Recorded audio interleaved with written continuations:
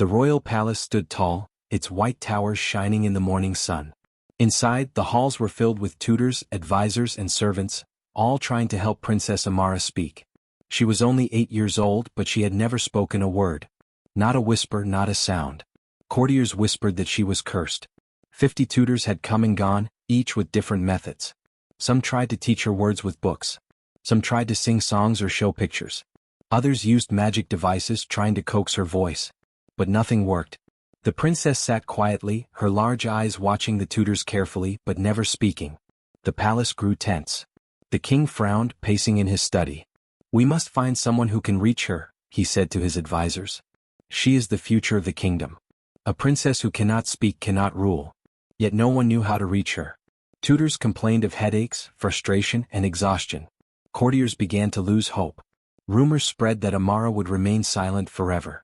Even the queen, who loved her deeply, looked worried. Amid all the bustle, one human worked quietly in the palace.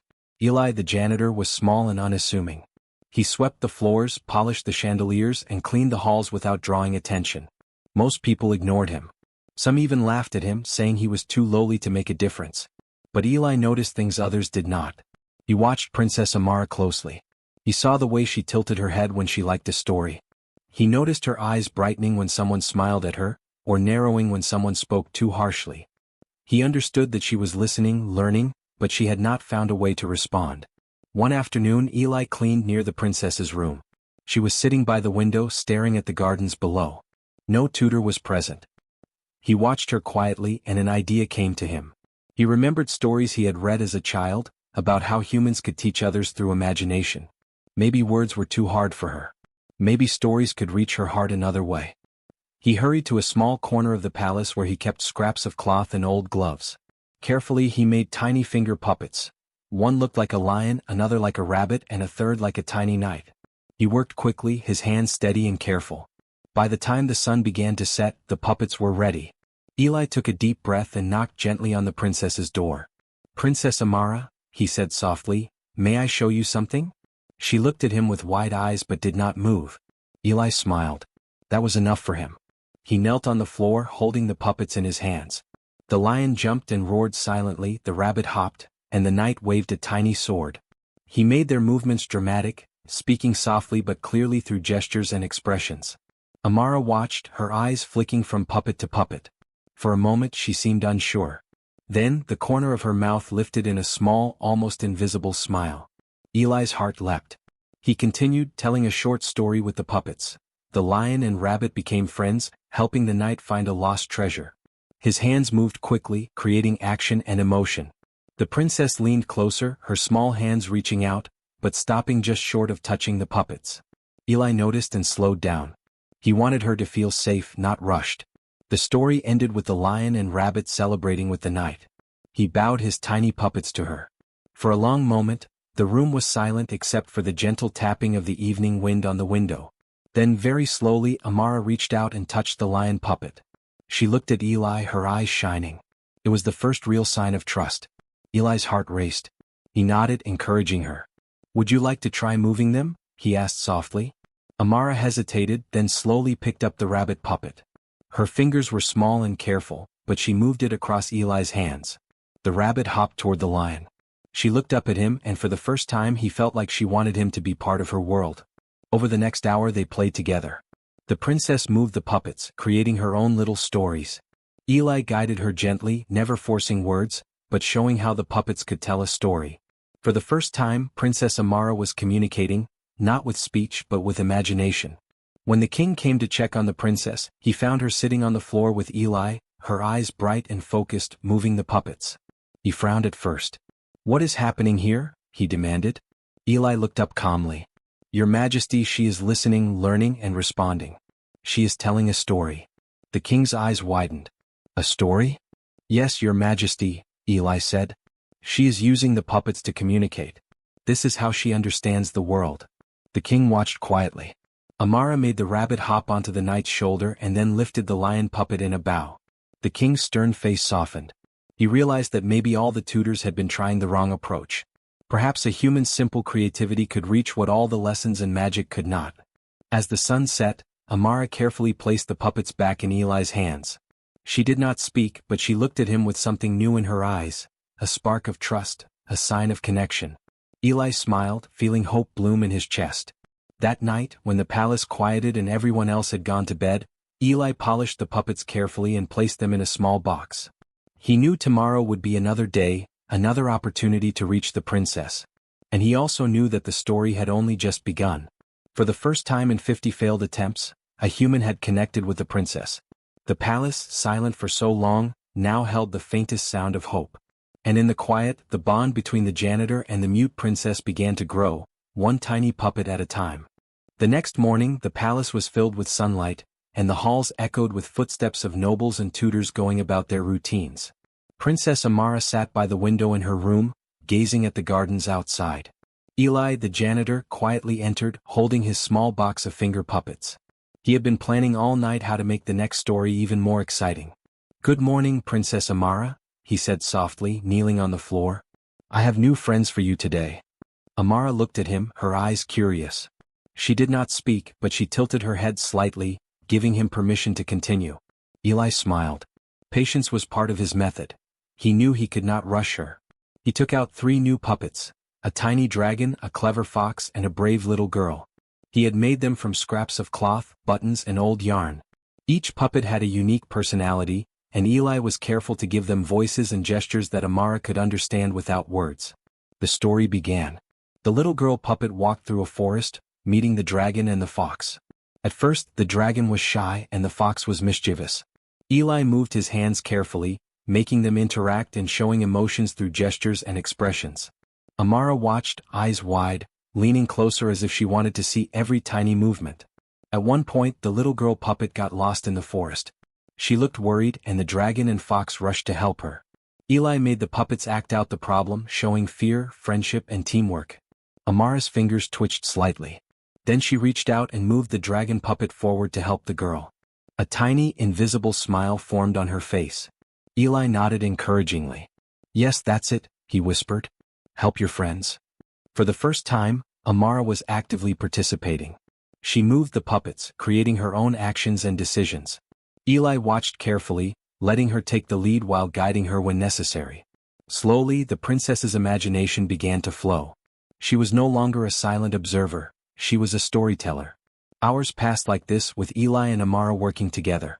The story grew longer, and Amara began combining ideas. The dragon and the fox became clever problem solvers, rescuing the girl from hidden dangers in the forest. She laughed silently when the fox tripped, and her eyes shone when the dragon soared above the trees. Eli realized that she was not just learning to communicate, she was learning to express emotions, to make decisions, and to create a world of her own. When a tutor peeked into the room expecting to see nothing new, they were surprised. The princess was moving the puppets herself, creating actions and reactions. She was engaged, alive, and full of expression. The tutor frowned, not understanding how a janitor could reach her when 50 trained professionals had failed. Eli smiled faintly, ignoring their doubt. "Do not worry," he whispered to Amara. "We will show them slowly. You don't have to hurry." Over the next few days, the sessions continued. Each morning, Eli brought new puppets and stories. One day, a tiny knight rescued a baby bird. Another day, a clever fox solved a puzzle that blocked the dragon's path. Amara responded in gestures, facial expressions, and careful movements of the puppets. Slowly, she began making small sounds, soft humming or whispers, though she had not yet spoken full words. The bond between them grew stronger. Amara trusted Eli because he never forced her, never scolded her, and never grew impatient. She learned that her imagination mattered, that she could communicate without fear. And Eli learned more about her personality, her curiosity, her cleverness, and her kindness. One afternoon, Eli introduced a puppet that looked like a tiny janitor. Amara's eyes widened, and she moved it to wave at him. Eli laughed softly. "I am a part of your story too," he said. The princess's lips curved in a tiny smile. She understood, in her own way, that stories could connect people in ways words could not. The palace staff noticed the change. The princess, who had been distant and silent, was now engaged and expressive. Her eyes sparkled, her hands moved confidently, and her imagination came alive through the puppets. Some nobles were skeptical, some curious, but no one could deny the progress. The human janitor had achieved what 50 tutors had not. One evening the king came to observe. He stood quietly at the door, watching as Amara moved the puppets through a story about bravery and friendship. The little dragon saved the tiny girl, the clever fox found a hidden treasure, and together they celebrated. When the story ended, the princess held up the puppets proudly and looked at Eli. He nodded, smiling warmly. The king's eyes softened. He had expected failure, but what he saw was something new, a method of learning that respected the princess's uniqueness and encouraged her creativity. For the first time he felt hope. That night, when the palace was silent, Amara carefully placed the puppets in the box herself. She looked at Eli with trust and affection. He smiled, knowing that this small human connection had unlocked something powerful within her. Eli whispered softly, "Tomorrow we will tell a new story and you will be the hero." Amara nodded slightly, her eyes shining. It was her first act of choice, her first expression of independence. The palace, once filled with frustration and silence, now had the faintest sound of hope, and the quiet beginnings of a princess's voice. The bond between the janitor and the princess had grown into something strong and magical, not through magic spells or fancy lessons, but through patience, creativity, and trust. And as Amara drifted to sleep that night, clutching a tiny puppet in her hand, the palace seemed a little brighter, a little warmer, and full of possibilities. Tomorrow the story would continue. And this time the princess might find her voice, not in words yet, but in courage, imagination, and connection. The morning sunlight spilled through the tall windows of Princess Amara's room. Eli, the janitor, entered quietly, carrying a new set of finger puppets. Today he had made even more, a tiny wise owl, a playful monkey, and a gentle giant. Each puppet had its own personality, and Eli had planned a story that would make the princess participate more than ever before. Amara was sitting on the floor, eyes wide and curious. She had grown used to Eli's presence, but she still watched cautiously. He smiled and knelt beside her. "Good morning, princess. Today the adventure continues." He began the story with the owl, who had to guide the monkey through a tricky forest. The gentle giant helped when the monkey fell into a small stream. Eli moved the puppets slowly, showing emotion and action. Amara watched closely, her small hands twitching with excitement. After a few minutes, she reached out and moved the monkey puppet herself. The monkey jumped onto the giant's back, and Eli nodded encouragingly. "Yes, that's it. Help your friends." For the first time, the princess made a tiny humming sound. It was not a word, but it was a sound that showed she was reacting to the story. Eli smiled. He understood that she was beginning to connect the movements of the puppets with her own feelings and expressions. Over the next hour, Eli guided her gently. He introduced small challenges in the story. The owl had to solve a puzzle, the monkey had to escape a trap, and the giant had to protect the little friends. Amara eagerly moved the puppets to solve the problems. Sometimes she paused, thinking carefully, then acted. Her face lit up with satisfaction when the story reached a happy ending. The palace tutors peeked in, curious to see the progress. They whispered among themselves, surprised that a janitor was achieving what they could not. One tutor muttered, "It is impossible. A child like her cannot respond to play." Another shook his head, unsure of what he had just witnessed. Eli ignored their whispers. He focused only on the princess. He understood that patience and trust were far more powerful than lessons and authority. Amara had begun to communicate not with words, but with gestures, decisions, and imagination. That was the key. The next day Eli added a new challenge. The gentle giant was lost, and the owl and monkey had to find him. He encouraged Amara to make the puppets solve problems together. At first she hesitated. But then, slowly, she guided the monkey to climb a tree and the owl to search the forest. Each movement was precise, thoughtful, and full of emotion. As the story progressed, Amara started making more sounds, soft hums, whispers, and tiny squeaks. Eli responded to each sound, smiling and nodding. "Yes, that's right. You are talking through your story." The bond between them grew stronger each day. Amara trusted Eli because he never rushed her, never scolded her, and never made her feel wrong. She learned that she could express herself safely. And Eli learned more about her personality, her cleverness, her courage, and her unique way of seeing the world. One afternoon Eli brought a puppet shaped like a tiny mirror. "Today," he said softly, "you will see yourself in the story." He placed the puppet in front of her. The little mirror puppet copied her movements. Amara's eyes widened. She made the puppet bow, and then she imitated the bow herself. Eli clapped softly. "See? You can tell a story about yourself too." Amara's small fingers moved with confidence. She guided the puppets to act out scenes where the little girl saved the monkey from danger, helped the giant, and solved puzzles with the wise owl. Each action reflected her own intelligence and imagination. For the first time she was not just copying the story, she was creating it. The palace staff began to notice the change. Princess Amara was no longer a passive observer. She was active, engaged, and expressive. She had found a way to communicate even if it was not yet with words. She used gestures, puppet movements, and small sounds to show her thoughts and emotions. Eli smiled quietly, knowing that this was the breakthrough he had hoped for. The princess was learning through play, discovering that communication could take many forms. The kingdom's tutors could teach lessons, but only a human's creativity and patience could reach her heart. One evening, as the sun set and painted the sky orange and pink, Amara created a story all by herself. She moved the owl to guide the monkey, then let the gentle giant rescue them both. She added small details, like the monkey swinging from a branch or the owl blinking wisely, that were not in Eli's plan. Eli watched amazed. The princess was now a storyteller in her own right. When the king entered to observe, he was silent. He saw Amara actively moving the puppets, humming softly, and creating her own adventures. For the first time he felt a sense of hope. A human janitor had unlocked the princess's imagination and helped her begin to communicate. It was a small miracle, and yet it seemed simple: patience, trust, and play. Eli whispered, "Tomorrow we will make a new story, and you will be the hero of your own adventure." Amara looked at him with wide eyes, nodding slightly.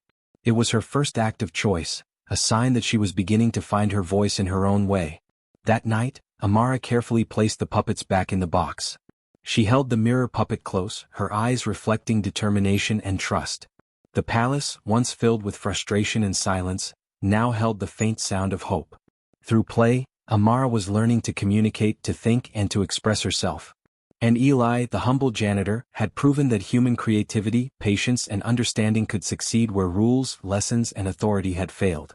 As the stars appeared above the palace, Amara whispered a tiny sound, barely audible, while holding the mirror puppet. Eli smiled and nodded. The princess was learning. Slowly, step by step, story by story, she was finding her own way to speak. And in that quiet moment, the palace seemed full of possibilities, ready for the next adventure, ready for the princess to truly come alive. The morning of the royal gathering arrived with a crisp chill in the air. The palace halls buzzed with excitement and nerves. Dignitaries and nobles from neighboring kingdoms were arriving to meet Princess Amara. For years no one had seen her speak. Rumors of her silence and the 50 failed tutors had traveled far and wide. Today she would face a test unlike any other. Eli, the janitor, entered her room quietly, carrying the familiar box of finger puppets. Amara sat cross-legged on the floor, looking nervous. Her small hands fidgeted as she glanced at him. Eli knelt beside her. "Today you will show them what you can do," he whispered. "You don't have to speak words if you don't want to. Tell your story your way." Amara looked at him, her eyes brightening slightly. She trusted Eli completely. He opened the box and placed the puppets in front of her. The little girl, the clever fox, the brave dragon, and the wise owl. Today the story would be bigger than ever. As the palace servants prepared the main hall, Eli and Amara practiced quietly. The little girl puppet led the fox and dragon through an imaginary kingdom, facing challenges and dangers. Amara guided each movement, her fingers precise and careful. She hummed softly, added tiny gestures, and showed emotion in the way she moved the puppets. The time came to enter the grand hall. The room was filled with nobles, dignitaries, and the king and queen. Whispers ran through the crowd. Can she really communicate? Will this janitor succeed? Or is it another failure? The tension was high. Eli held the box and led Amara to the center of the hall. She held the puppets in her small hands, standing quietly. The crowd stared in silence. For a moment, the room seemed frozen, waiting for a miracle, or a disaster. Eli whispered, "Your story can begin." Amara lifted the little girl puppet, making her bow slightly. Then she moved the dragon puppet forward, letting it hover above the girl. The fox jumped and danced between them. Each motion was deliberate, full of meaning. Slowly the crowd began to lean in, curious. The princess acted out a problem. A bridge over a river had collapsed. The little girl and the fox needed the dragon's help to cross.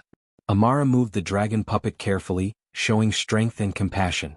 Then she guided the fox to leap safely across, and the little girl followed. The motions were small but clear. As the story continued, Amara began to make soft, audible sounds, hums, whispers, and squeaks that matched the emotions of the puppets. The audience listened intrigued. They could see that she was not just moving toys, she was communicating ideas, emotions and courage. Eli stepped back, letting her take control. Amara became bolder, adding little gestures for humor, excitement and triumph. The crowd began to smile, some even whispering in amazement. They had never seen a princess use creativity, imagination and nonverbal communication to tell a story so clearly. A tense moment arrived. The brave dragon had to rescue the little girl from a high cliff. Amara's fingers moved carefully, the dragon puppet leaping and catching the girl just in time. She added a soft squeak of relief, and the fox danced happily. The audience gasped, then applauded quietly, impressed by the princess's skill. Finally, the story reached a happy ending. The little girl puppet hugged the fox and the dragon, and Amara held them close, bowing to the audience. The hall was silent for a moment, then erupted into applause. Nobles and dignitaries whispered excitedly. The king's eyes glistened with pride and even the queen smiled, tears in her eyes. Eli stepped forward, kneeling beside her. "See? You told your story. You found your voice." Amara looked up at him, eyes shining. She had not spoken words, but she had communicated perfectly. Her gestures, her sounds, her puppets, all told a story that everyone understood. She had passed the test of voice in her own way. One of the visiting dignitaries approached cautiously. "This is remarkable," he said. "A child who cannot speak, yet she communicates so clearly. How is this possible?" Eli smiled quietly. With patience, trust, and imagination, even the smallest human connection can achieve great things. The princess's confidence grew. She realized that speaking was not the only way to be heard. Actions, creativity, and courage mattered too. The entire hall understood that she was special, not because she was different, but because she had found her own way to shine. After the audience left, the palace quieted down. Amara sat with Eli, arranging her puppets carefully. She hummed softly, making the dragon nod and the fox leap. She even made the little girl puppet bow to Eli. "You were amazing today," Eli whispered. "You showed everyone your heart. Words are not the only way to communicate. You have a voice that is yours alone." Amara's eyes sparkled with understanding.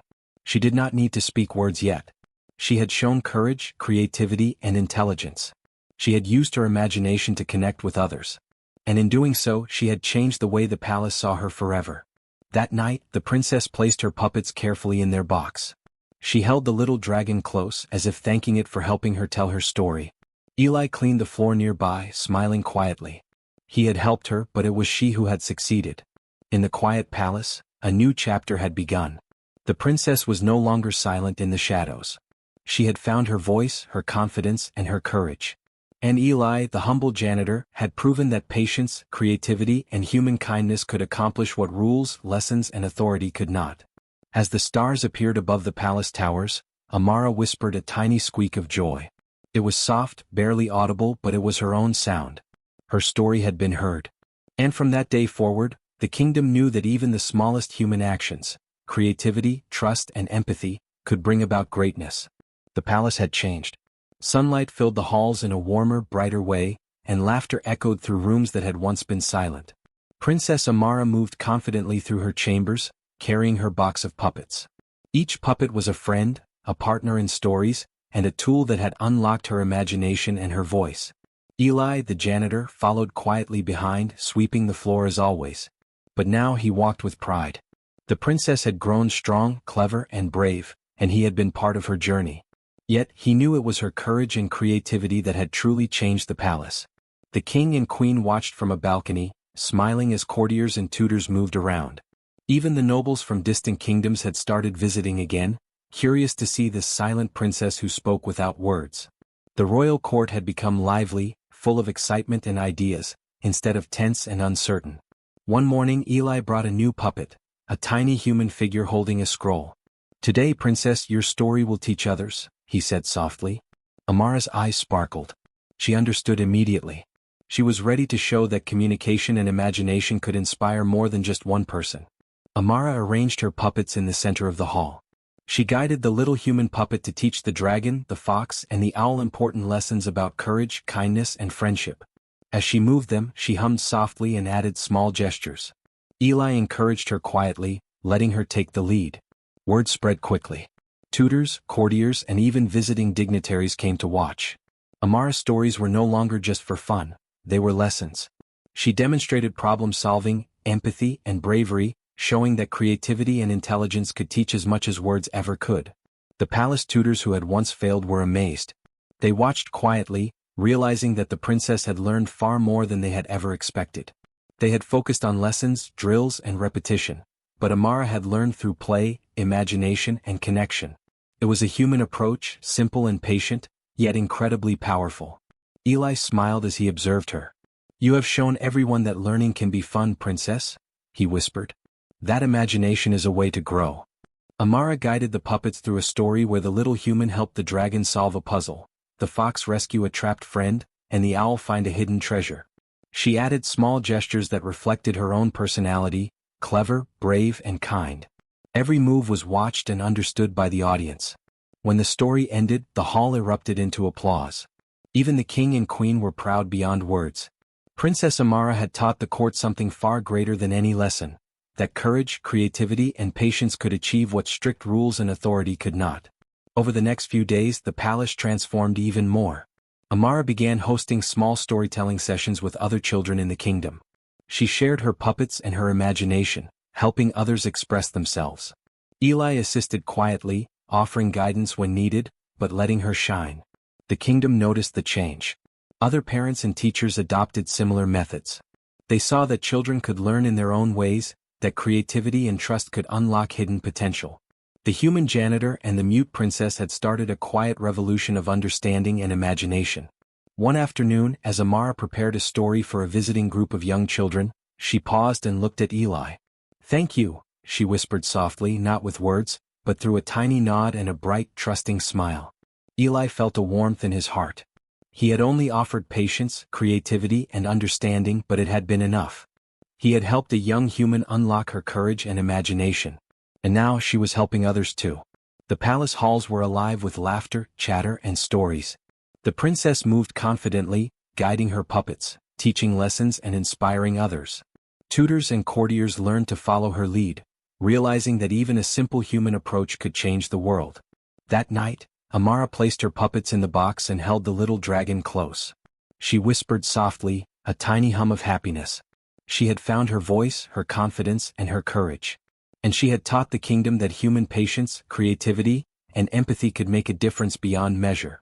Eli cleaned the floors nearby, smiling quietly. He did not need recognition or reward. Seeing the princess thrive and the palace transform was enough. The silent halls were now filled with life, laughter, and imagination. From that day on, the kingdom remembered Princess Amara and the human janitor who had helped her. They spoke of patience, trust, and creativity as the greatest powers a human could have. And though the princess still did not always use words, her voice, the voice of imagination and courage, was heard by everyone. The palace, once silent and tense, had entered a new era. Children learned through stories, teachers learned through patience, and the kingdom learned that greatness could come from the smallest, simplest human acts. And as Amara and Eli watched the sunset from the palace balcony, the princess whispered a soft hum, holding her dragon puppet tight. The kingdom was no longer afraid of silence. It had learned to listen to the human heart. The story of the janitor and the mute princess spread far and wide. People spoke of it as a lesson in courage, creativity, and the power of human connection. It reminded everyone that even the humblest human could change a kingdom, and that patience, imagination, and empathy were as powerful as any lesson or magic in the world. And so, a new future began for the palace. A future filled with hope, stories, and the endless possibilities of the human spirit.